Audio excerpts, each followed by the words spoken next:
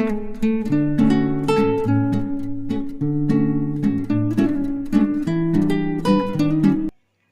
বন্ধুরা, কেমন আছো? আশা করছি সবাই ভালো আছো। আজকে দেখো সকাল থেকেই কিন্তু বৃষ্টি শুরু হয়ে গেছে। আমার কিন্তু বৃষ্টি দেখতে খুবই ভালো লাগে, কিন্তু বৃষ্টিতে বাইরে বেরোতে একদমই ভালো লাগে না। আর দেখো আজকে আমাকে এই বৃষ্টির মধ্যেই বাইরে বেরোতে হবে। আমি যাচ্ছি আজকে মার সাথে একটু বাজার করতে। আর তোমাদের কার কার বৃষ্টি দেখতে ও ভিজতে ভালো লাগে অবশ্যই কমেন্টে জানাও। আর দেখো আমি কিন্তু এখানে রেডি হচ্ছি। আমি বাজারে গেলে বা এদিক ওদিক কোথাও গেলে খুব একটা সাজি না, জাস্ট একটা ময়শ্চারাইজার মাখি, লিপ বাম দিই, চুল আঁচড়াই, একটা ছোট্ট টিপ পরি, ইয়াররিং পরি, ব্যাস এটুকুই আমার সাজগোজ। এমনি দূরে কোথাও গেলে প্রপার মেকআপ করি। আর আমি কিন্তু এখানে সুইস বিউটির এই লিপ বামটা ইউজ করব।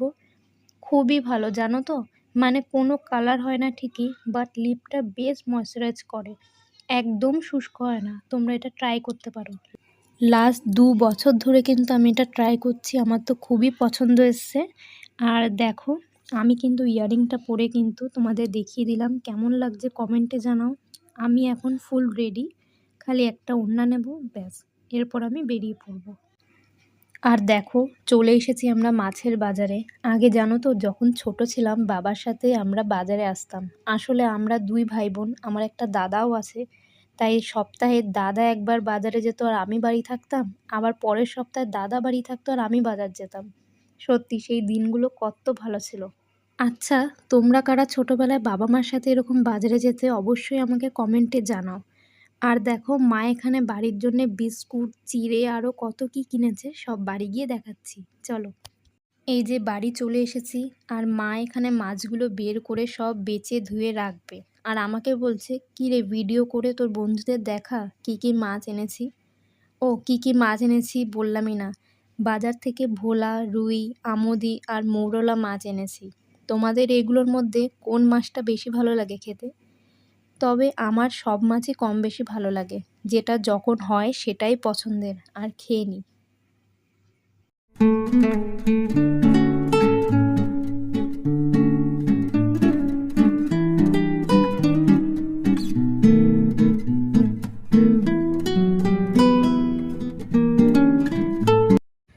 আর দেখো বাজার থেকে কি কি এনেছি, তো বাড়ি এসে কিন্তু সেগুলোই আমি তোমাদেরকে দেখাতে বসে গেলাম।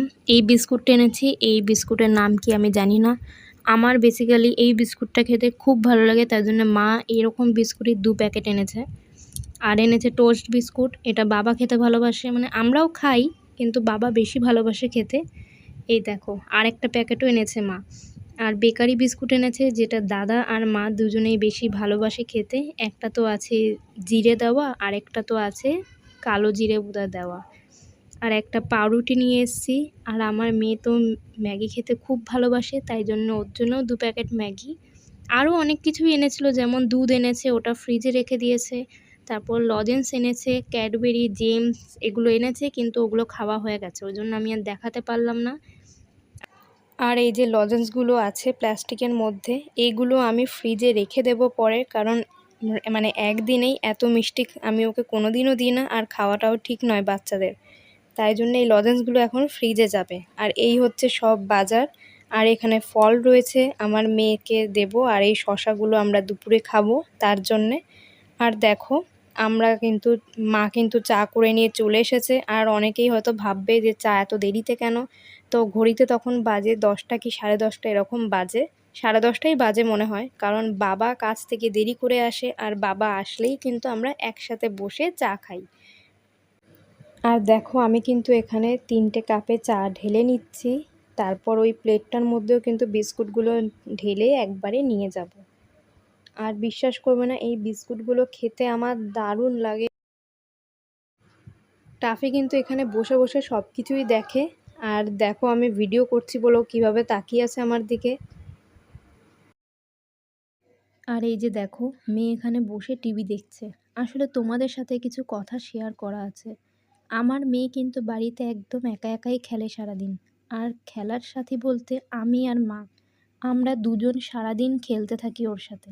আসলে আমাদের এখানে আশেপাশে কোনো বাচ্চাই নেই সেরকম, তাই ওর খেলার সাথী আমরা দুজন বলতে আর কেউ না। সারাদিন আমি আর মা খেলি। তারপর দাদা বাবা যখন কাজ থেকে চলে আসে তখন তারা খেলে। আবার মাঝের মধ্যে দাদা এলে ওকে আবার ঘুরতেও নিয়ে যায়। সারাদিন তো বাড়িতে থাকে, তাই জন্য একটু ঘুরেও আসে। আর দেখো বৃষ্টির জন্য আকাশটা পুরো মেঘলা। আর আমার মেয়ে কিন্তু ওখানে বসতে খুব ভালোবাসে। কেন জানো? ওখানে বসে পায়রা দেখে, ওদের সাথে গল্প করে, একা একাই কথা বলে ওদের। আর আমি এখানে আমার সারাদিনের কাজ করে নিই। সারাদিনের কাজ বলতে কিছুই নেই। আসলে কি জানো তো, আমার মা ছোট থেকেই আমাকে কিচ্ছু করতে দেয়নি।